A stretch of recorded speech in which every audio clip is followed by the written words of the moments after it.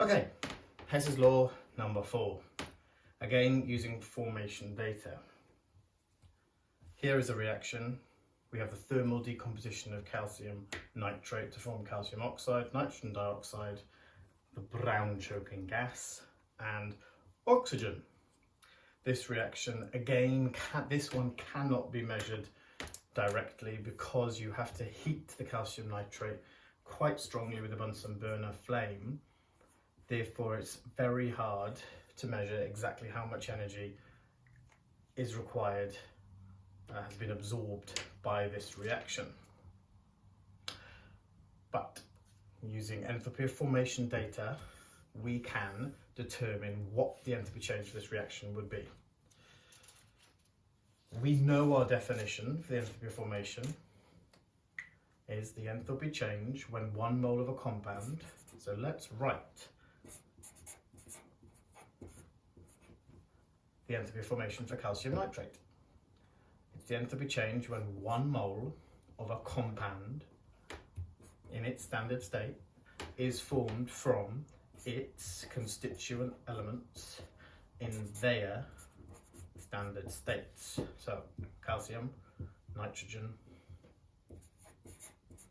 oxygen, gas. We are given from the data booklet the value of this energy change is minus 938.4. Good. That is the enthalpy of formation of calcium nitrate from its constituent elements. Happy days. Let's write one for calcium oxide. And compound in its standard state formed from its constituent elements in their standard states.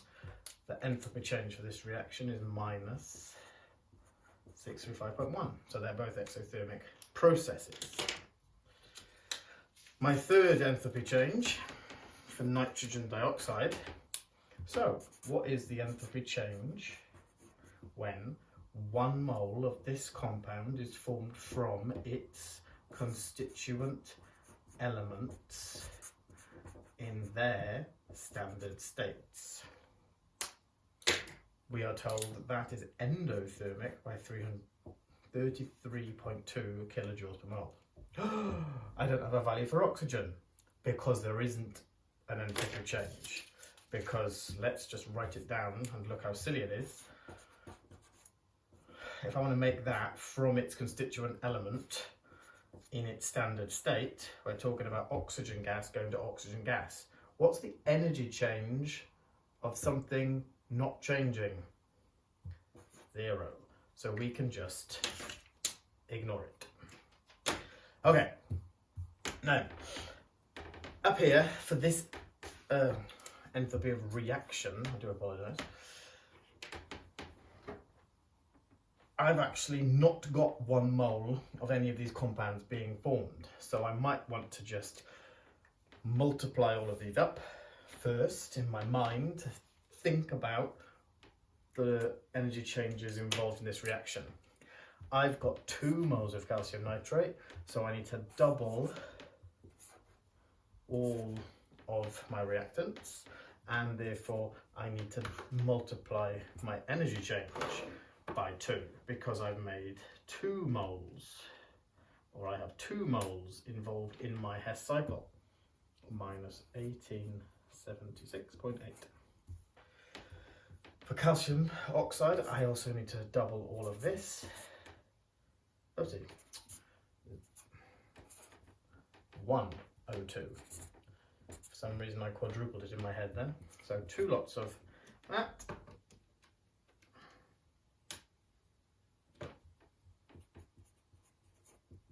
Good. But I've got 4 lots of this. Half times 4, that is 2. And 4.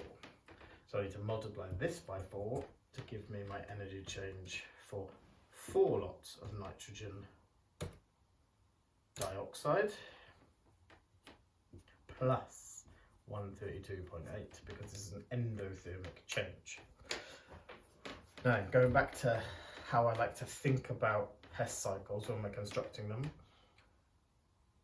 match up this compound with where it appears in our equation that we're interested in. That's the only thing on that side.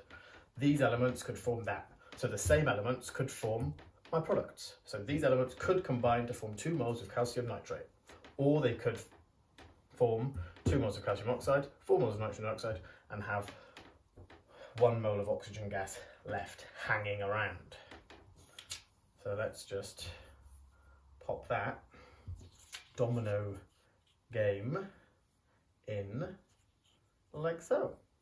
There you go. So these elements could form my reactants or my products.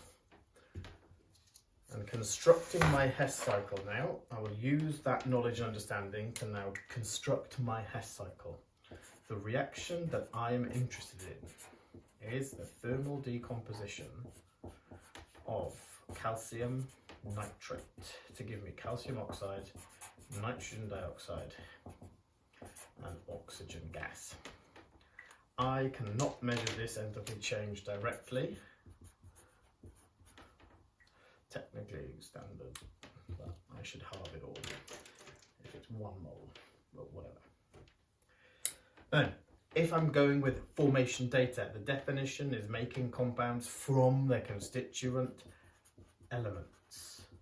So my constituent elements will have to go into this little box.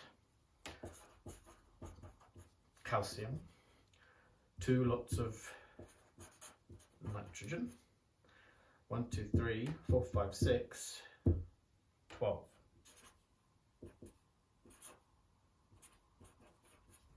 There we go. So these elements could combine to form these reactants, or they could combine to form those products there. We know the enthalpy change for this way is 2 lots of 938.4. So I'll write that down just so that it's all singing and dancing.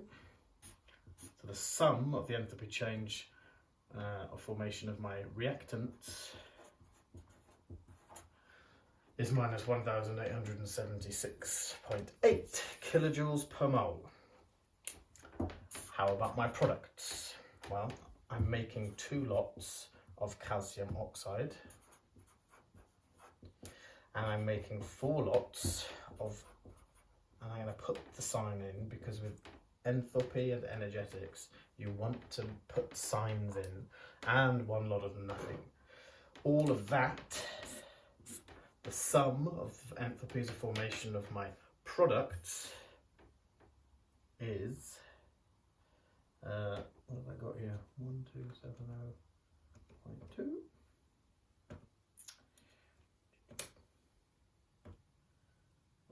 Plus 132.8 minus 1137.4. Okay, so I have my enthalpy changes for these 2 chain reactions. Using Hess's law, I can go the indirect route the other way. I'm going the wrong way down this arrow, so my reaction that I'm interested in is equal to the wrong way down that arrow, change its sign. The right way up that arrow, keep the sign the same.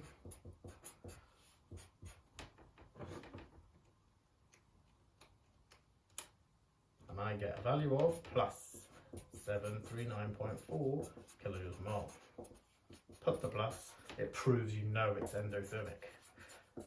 Oh, that's handy because it's a thermal decomposition reaction.